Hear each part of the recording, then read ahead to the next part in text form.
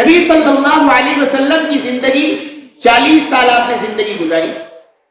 40 سال گزارنے کے بعد کوئی شخص آ رہا ہے اور نبی علیہ السلام اس کے سامنے توحید کا اقرار کرتے ہیں، رسالت کا اقرار کرتے ہیں، اپنے بارے میں بتاتے ہیں، اللہ کے بارے میں بتاتے ہیں، تو وہ کہتا ہے کہ تم جھوٹ بولتے ہو.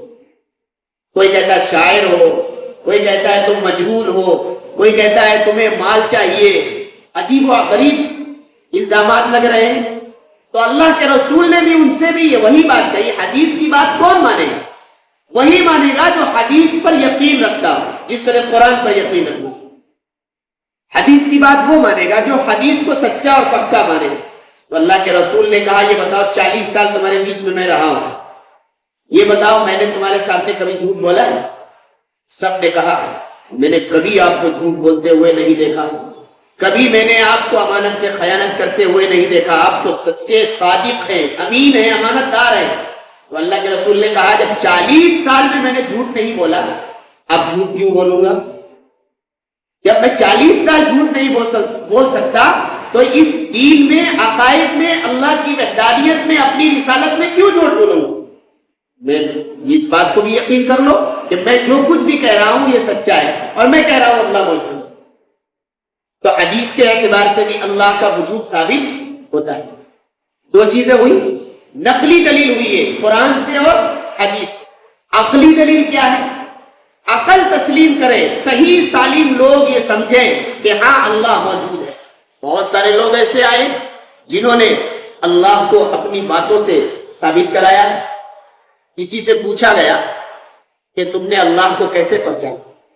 حضرت علی رضی اللہ تعالیٰ نے کہا کہ میں نے اللہ کو اس طرح پہچانا کہ میں ایک چیز کا ارادہ کرتا ہوں کہ مجھے یہ کام کرنا ہے، وہ کام ہوتا نہیں ہے، اور ایک چیز کا ارادہ نہیں کرتا ہوں وہ کام ہو جاتا ہے. کوئی تو ہے جو میرے ارادے کو بدل دیتا ہے، کوئی تو ہے جو بغیر ارادے کے یہ کام کر دیتا ہے، وہی ذات اللہ ہے. انہوں نے اپنی عقل سے تسلیم کرایا. ایک صاحب آئے کہنے لگے کہ تم نے اللہ کو کیسے پہچانا؟ غالباً امام مالک رحمۃ اللہ علیہ ہے.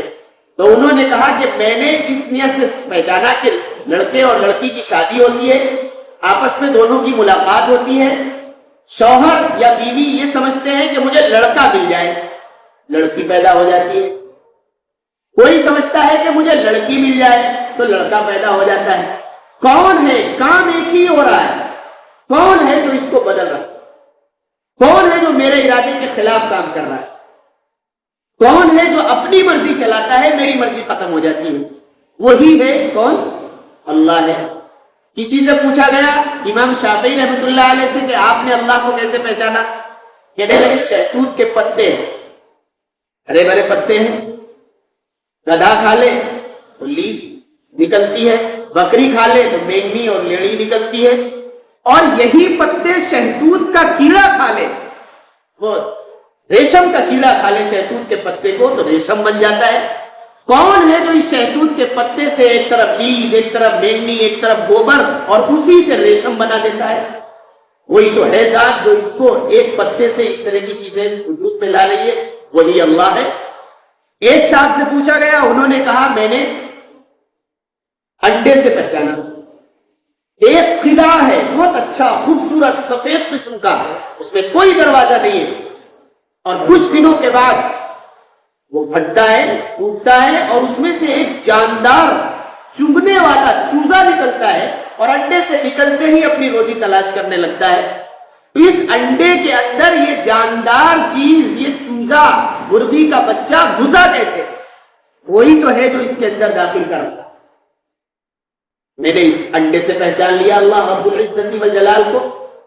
یہ تو عقل مند لوگ تھے، امام مالک، امام شافعی، امام ابو حنیفہ، وہ لوگ تھے. امام حنیفہ کا میں واقعہ ایک مطلب سنا چکا ہوں. ایک دہریے سے اس کا مقابلہ ہوا، مناظرہ ہوا، تو انہوں نے کہا کہ میں مناظرہ کروں گا امام صاحب سے اللہ کے وجود پر کہ اللہ موجود ہے یا نہیں. امام صاحب نے کہا میں آؤں گا.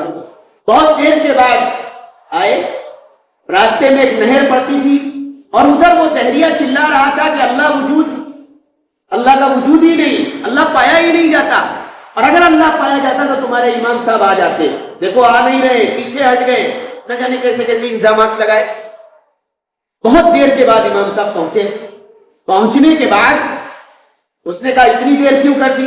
تو کہنے لگے راستے میں آپ کو معلوم ہے ایک نہر پڑتی ہے، میں اس نہر کے پاس کھڑا رہا، کچھ نہیں تھا پار کرنے کے لیے. اچانک ایک بہتا ہوا درخت آیا، وہ میرے سامنے پھٹا، میرے سامنے پٹرے بنے، میرے سامنے وہ چرتا چلا گیا، جہاں ضرورت پڑی ناؤ بن گئی. پھر پانی میں سے ایک لیئی کی طرح کوئی چیز نکلی، اس میں چپڑ گئی اپنے آپ اور وہ چلتی ہوئی ناؤ بن گئی. پھر وہ بغیر کسی چلانے والے کے میرے پاس آئی اور آنے کے بعد میں نے اس پہ قدم رکھا، میں بیٹھا، پھر وہ خود بخود چلی، اس کنارے سے اس کنارے مجھے لے آئی، تب میں آیا، اس لیے دیر لگ گئی. اب وہ چلانے لگا دیکھو تمہارا امام کتنا جھوٹا ہے، بغیر کسی بنانے والے کے، بغیر کسی چلانے والے کے ناؤ بن جائے گی، نہر پار ہو جائے گی. تو جب بات سنجیدگی سے امام صاحب نے سنی اور پھر کہا کہ جب ایک چھوٹی سی ناؤ بغیر بنانے والے کے نہیں بن سکتی، پیڑ بغیر لانے والے کے نہیں آ سکتا، کسی چلانے والے کے بغیر وہ ناؤ چل نہیں سکتی، اتنی بڑی کائنات بغیر کسی چلانے والے کے کیسے چل رہی؟ کوئی تو ہے جو اس کو چلا رہا. وہیں سے مناظرہ جیت کے چلے آئے. اللہ کے وجود پر اس طریقے سے یہ بڑے بڑے لوگوں نے دلیلیں دی. اور ایسا نہیں، یہ عقل مند لوگ تھے، بڑے علم والے لوگ تھے. ایک جاہل دیہاتی شخص نے بڑے عجیب و غریب الفاظ میں اس نے پوچھا گیا تم اللہ کو پہچانتے ہو؟ کہ ہاں. اللہ موجود ہے؟ کہ ہاں. کہ کیسے پہچانا؟ کہنے لگے میرے سامنے میں کھیت میں چلتا رہتا ہوں، مجھے وہاں پر گھوڑے کی لیڈ دکھتی ہے تو میں سمجھ جاتا ہوں ادھر سے گھوڑا گیا.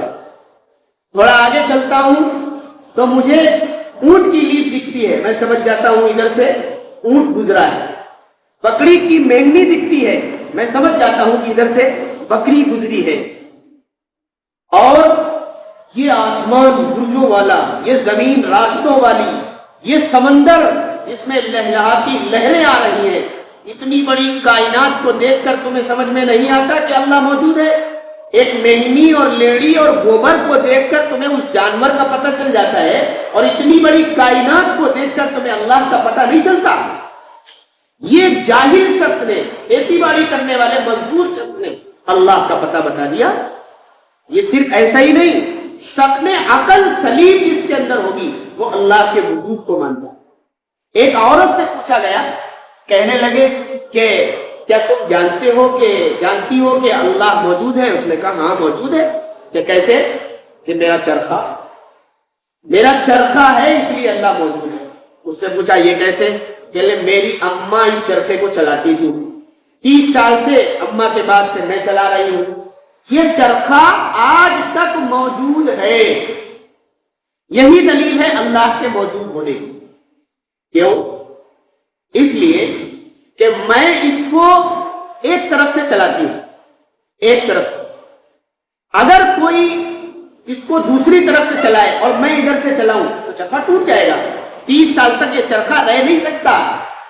تو اس کائنات کا کوئی تو ہے جو اس چرخے کی حفاظت کر رہا ہے، جس طریقے سے میں کر رہی ہوں. اس پوری کائنات میں جتنے چرخے لگے ہوئے ہیں اس کی بھی تو کوئی حفاظت کر رہا ہے، وہی تو اللہ ہے.